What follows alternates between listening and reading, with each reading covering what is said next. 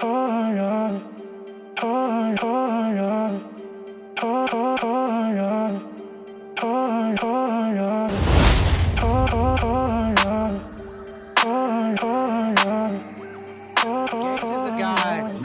is a complete student of the game.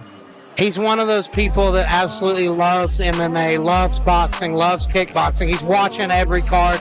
He's constantly studying the sport. He told me, I think it was his first fight, he's like, yeah, I want to be a coach someday. He's one of those guys, like, he loves it. He wants to immerse himself as much as he can in the sport at a young age, fight as much as he can so that he can just gain that experience. And I think that's a beautiful thing. You know, when somebody recognizes right off the bat that they want to be a coach, you know, it's something they can work on. And all things like this make you a better coach, right? And, you know, we've seen him compete in street beefs as well. He started there. Then he had that last fight against Zachary Craddock, which he took a tough loss in. That was his second fight with us. He's taken some time off now, reevaluating, doubling down on his training. And I think we're going to see a different Gage householder tonight. Coming out wearing the UFC trunks. Besides the UFC trunks, what do you think about these shin guards here, Eric? Definitely too thick, too big. I'd be wearing my cloth ones that just barely have enough padding, you know? Yeah, no, and that's a good point. Do you know if the commission has any kind of rules on what kind of padding, or are they just kind of vague? You have to have shin guards, or do you know? I don't know the exact specifics on it, but I've seen plenty of guys wear just the slip-on cloth shin pad. So, yeah. My question: why do we need them at all? Exactly, 100%. You know, Kentucky has the rule that amateur fighters don't need to wear shin guards. So, you know, and I was there for.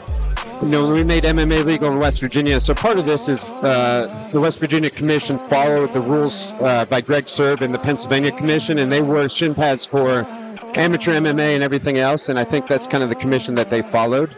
Yeah, because look at Mitch here. He's wearing those slip-on cloth shin pads. I like those a lot better. Yes. Those are the ones Keith has. That's what we provide to the fighters.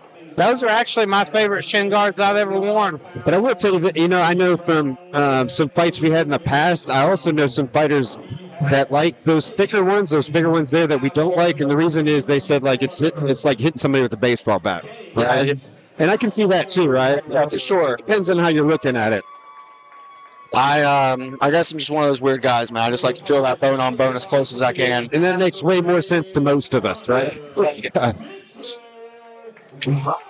Those combat shin guards remind me more of that karate style, right? That slight, because you need some movement there. Oh yeah, yeah. That's what I don't like about Gages. They're so clunky. I've always hated those type. They're clunky and a lot. Nice job coming out of the gate. 2 nice lead leg kicks. These guys look good, man. What do you think about those kicks? I know they weren't the cleanest, but they weren't bad at all. Though I know you're asking Eric, but they weren't bad. Like, you know, look at that nice inside leg kick. Good timing off of them. Absolutely. Mitchell looks like he's concentrating on the hands a little bit more. I mean, obviously threw some kicks there, but I'm watching him. He looks like he wants to land some big hands. I like how active Gage is with his lead leg. Well, you also watch Vaughn switch up the stance there, right? And I didn't expect it from Gage, actually. I expected more of a high-style kickboxing. There's Mitch trying to stay on the inside. That's what we see from Mitch. Absolutely. Mitch has got more of that Thai-style, Dutch-style kickboxing stance. Which, and what, for people that don't know, that usually means you've got better hands, right? The Muay Thai guys don't concentrate on their hands as much. Dutch-style does. There's a nice right to the chin there. And I think that's what we're seeing, too. Mitchell is showing more success with his hands, while Gage is showing more success with his kicks. Yeah, and you know, obviously, when I've seen Americans go to Thailand and they competed, the ones that did win were the guys that kind of stopped the kicks as much and just threw some bombs. Well, that's how the Dutch kickboxers started beating the Thais. Absolutely. Guys like Ramon Decker went over and beat the Thais by having better boxing. Yeah, absolutely. Good kick to the body there. Stay on it. Stay on it. Slide by me if he can. Yeah. It's going to be hard to recover from the liver shot that fast. Get up. If he does get up, I don't think he's going to last long. You know, Mitchell's coming for it now. Let's see how long it lasts. I like to think that it was my scream that got him up. He got him up for sure. Well, he tried. Good job by Gage householder. Oh, I don't breaking the rhythm. Oh, that was a slip all day. It was. He kicked his leg out from under him, but it Yeah. breaks that rhythm. It gives him time to recover, which is exactly what he needed. What we're saying, though, is that it technically ties the round. Did he call that a knockdown? He called that a knockdown. Oh, my God. It was It was a knockdown. It was not a good But not at call. all. Wow. Yeah. That's huge. Yeah, It is, now we're dead That's even. huge. yeah, because I mean, with that first knockdown with Mitch, hitting with the liver shot, you definitely see Mitch taking the lead there. But And then, that has to make you so angry if you're over there in that corner. You know you earned the knockdown. He didn't. Yeah. You can't let it throw you off, though. can't. Knowing this round's even, you can't let it sit in the back of your head.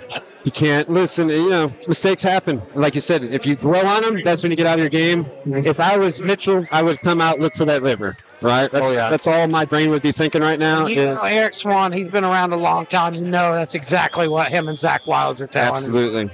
Dig that body. Even if he went in tight, did it with his hands. Yeah, absolutely. He just got to work the body. You got to punish that liver. Because there's no way that Gage has recovered fully. Gage and he's not doing it. He needs to keep that right hand right on that liver. And Another nice kick to the body, though, from Mitch. It's even like... And there he's digging the body Exactly. again. Just with the right hand, though. He needs to switch It's to a the left. shame that you can't knee in kickboxing in West Virginia. I think we had the same thought process right there. Oh, he's setting it up. Look, he knows. He knows. Ooh. yeah, he's liking to do step in with the liver shot. Hook that got him, and he may not make it. Get up! That's it. Oh, he's down.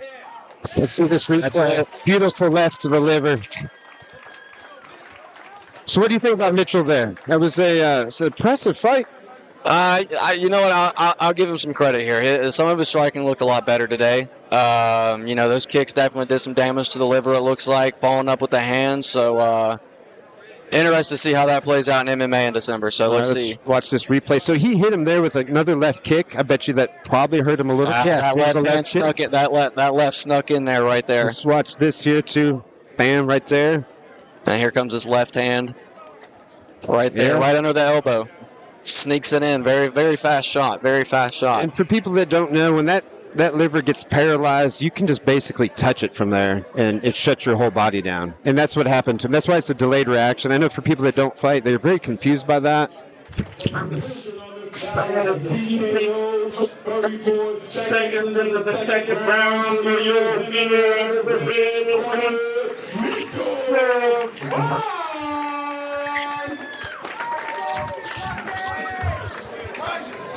Let's see if Elijah has him call you out, Eric. If he's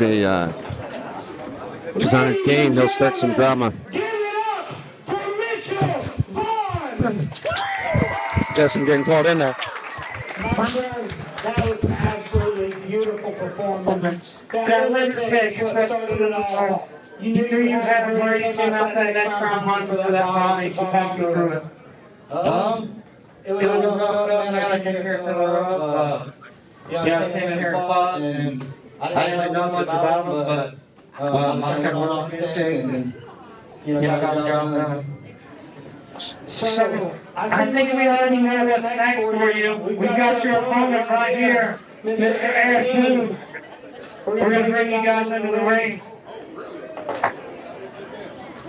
So you guys have been talking a while in the fight. That's been going on a while. I'll start off with Eric.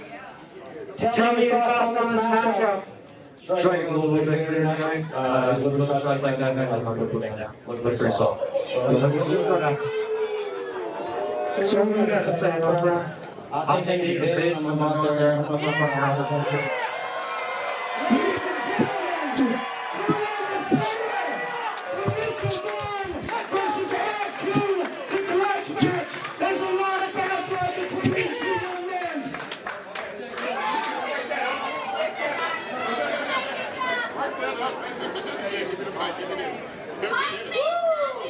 Okay.